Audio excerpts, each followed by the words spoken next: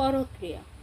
যে মহিলারা পরক্রিয়া করে নিজের সন্তানকে ছেড়ে অন্য পুরুষের হাত ধরে চলে যায়, সে নারীকে নারী বলে না, তাকে মা বলা যায় না।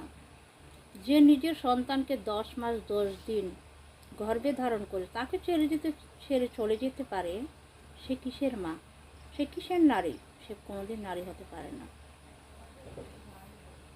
সে একবারও ভাবে নাই যে পুরুষটার সাথে তুমি চলে গেছো সে কি তোমাকে চিরদিন ভালোবাসবে? ভাসবে না।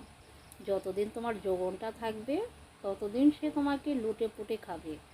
যখন যৌবনটা চলে যাবে সে তোমাকে ছুঁড়ে ফেলে দেবে।